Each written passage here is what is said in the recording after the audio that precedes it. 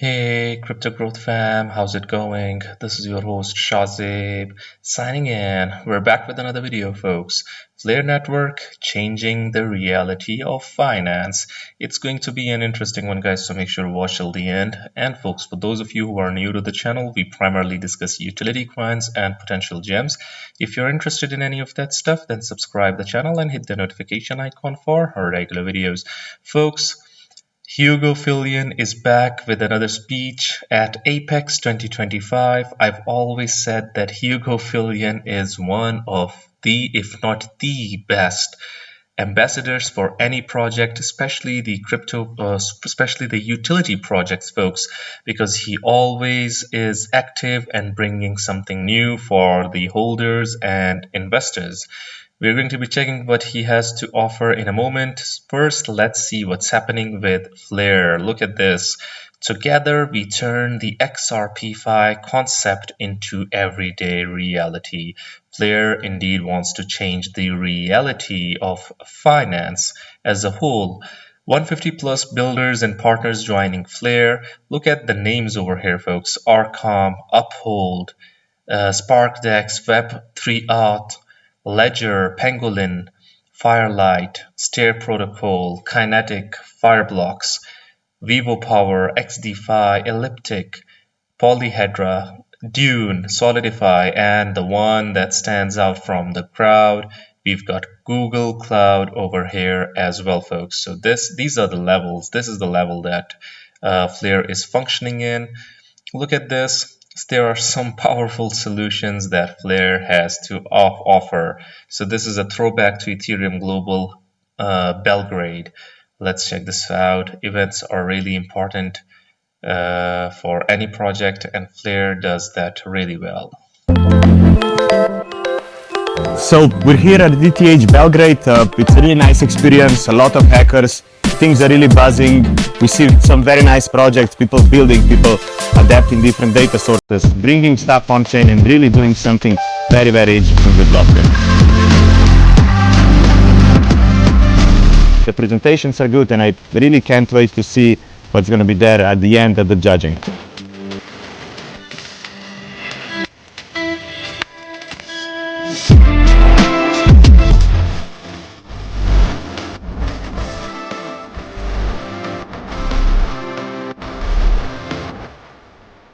Nice things, we've seen some people connecting YouTube data points, future data points, verifying things, and they're really showcasing how blockchain is useful and how this additional data you can get on blockchain really powers a new generation of applications.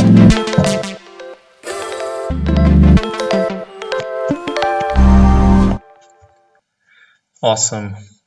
Flare is indeed trying to do so much, and the best part about Flare, folks, one of the best part about Flare that I like is what it is doing for those that do not have the intrinsic smart contracts, folks, and what it wants to provide to these different projects in terms of DeFi capabilities and potential.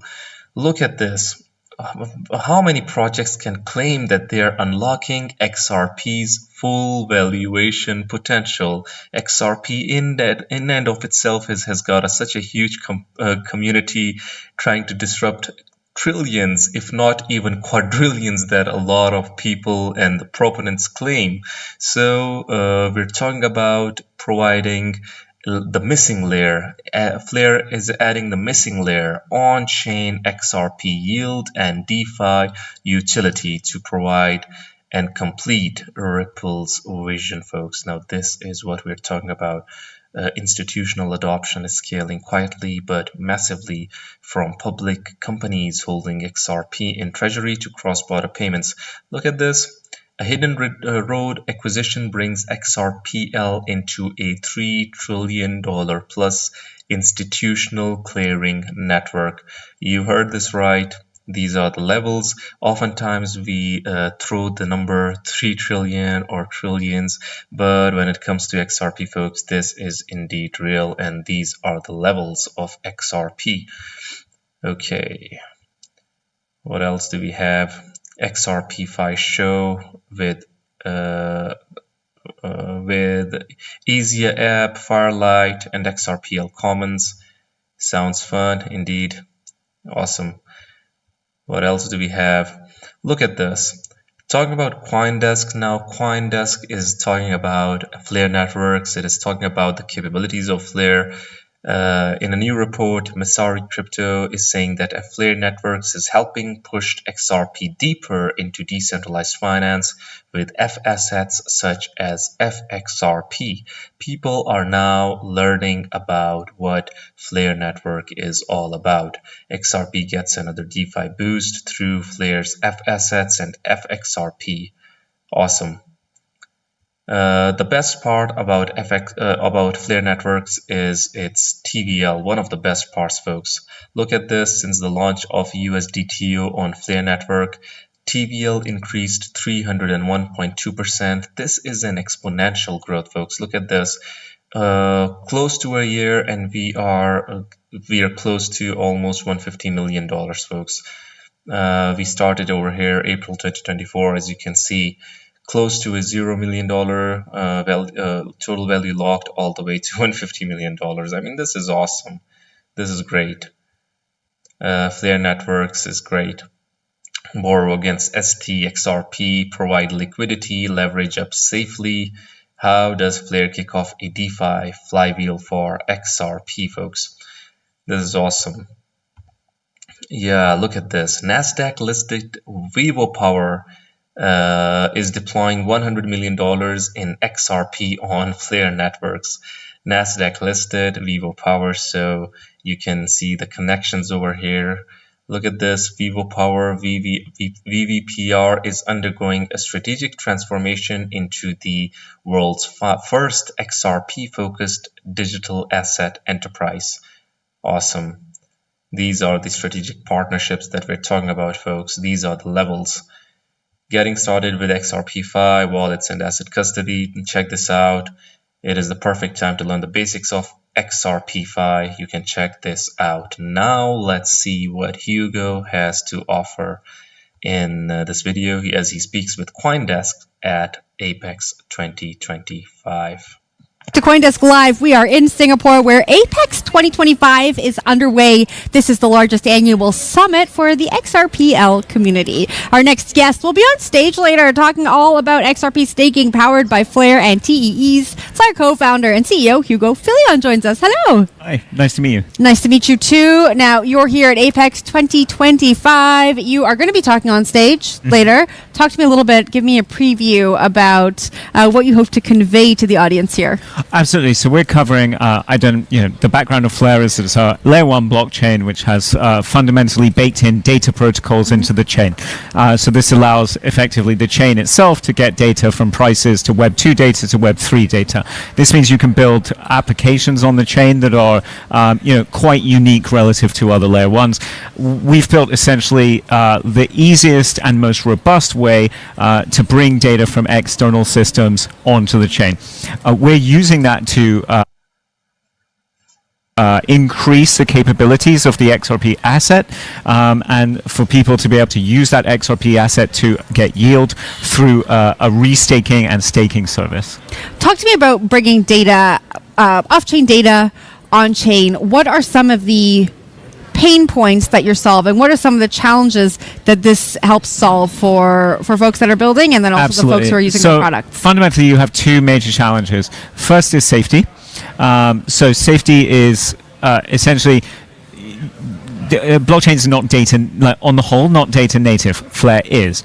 And how you secure the data coming onto the chain is quite important because a bad piece of data or a bad data print can affect downstream value through applications very, very strongly. So you have to have, as safe and as decentralized a system as possible, in our view. And that's what we've built Flare for. And then the second is ease of use.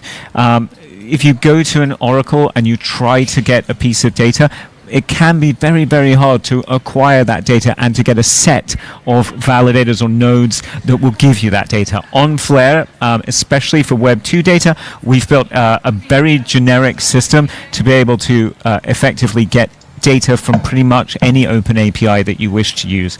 So safety and effectively usability for developers, and that's critical. Those are very strong pain points. I got to ask you about AI because everyone loves to talk about AI now. I think when we talk about data, there is a real AI play here. How are you thinking about integrating AI into what you're doing, and does that help you kind of solve those problems faster and make this data a little bit more transparent? So I think there's a large nexus between the data that we can provide and machine learning AI. It remains to be seen how people want to develop that out in crypto, in blockchain. A lot of the AI projects we've been seeing are, maybe first gen and need a lot of improvement. The way we think about AI, we're a blockchain that provides data, but blockchains really suck at compute. They don't have large amounts of compute power, and so we're building an off-chain verified compute layer that complements the blockchain, gives you a large amount of guarantees over the code that is running in that layer, and that's where I think there'll be a real expression of AI together with Flare's data. Now, let's talk a little bit about XRP staking. I know that you are going to be discussing that on stage a little bit later. Talk to us more about this partnership and what this means for folks who are holding XRP. Oh, absolutely. So we're building with an entity in the US called Firelight. We're building a staking platform for XRP, and it's going to start with things like staking to AVSs. An AVS is actively validated service. This is a service either on chain or on a different chain, or a layer 2. That needs to acquire value in order to bootstrap its ecosystem, acquire security value. That's the fundamental premise of effectively staking in this manner.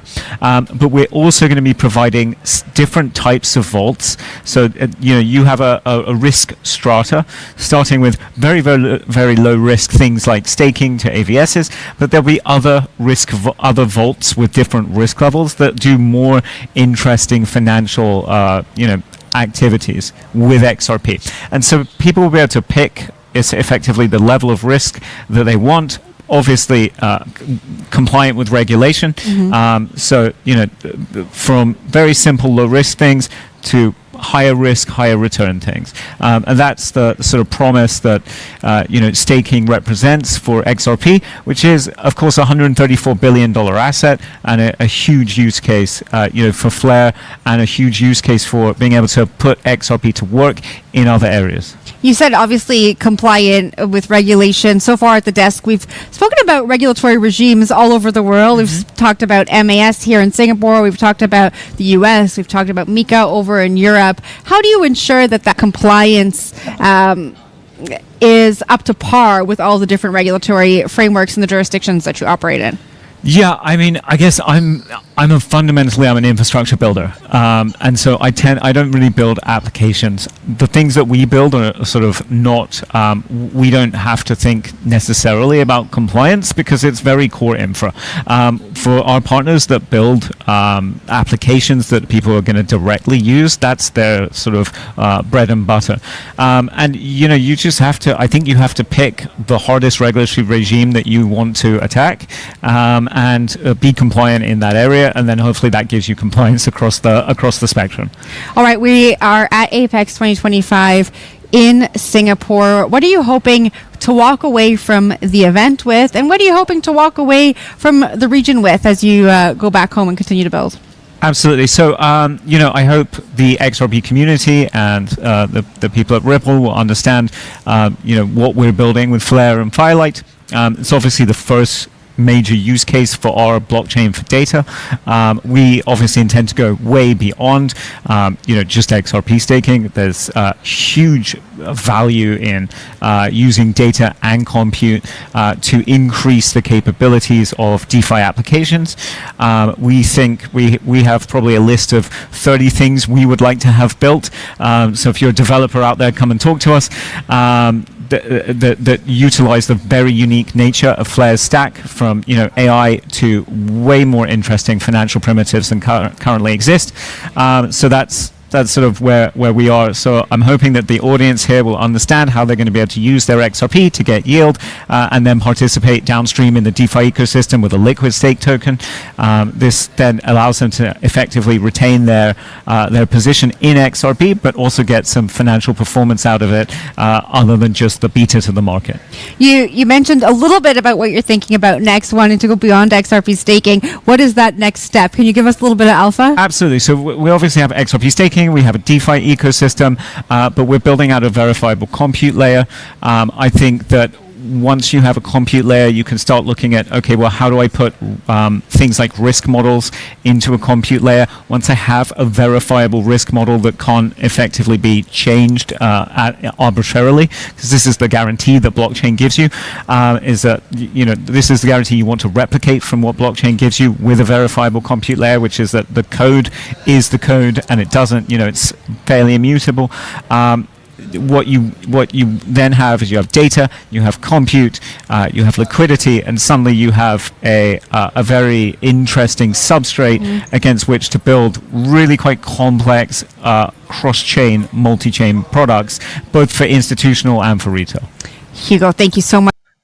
Awesome, folks. Awesome. Going beyond the conventional capabilities and providing so much for XRP and other projects, and doing so much for the world of finance, folks. This was Hugo Fillion. So what do you guys think? Do you think that Flare indeed is changing the reality of finance and unlocking XRP's true potential and full potential? I would really like your opinions. Do hit the comment box below and let the community know. Anyways, guys, this was it for the video. If you liked it, make sure to like, share, comment, subscribe, and hit the notification icon if you're interested in utility coins and potential gems. And you can also support the channel by checking out Decent and its wallets, as well as Patreon, by following the links in the description box below. Until next time, stay blessed and stay tuned. Thank you very much, everyone.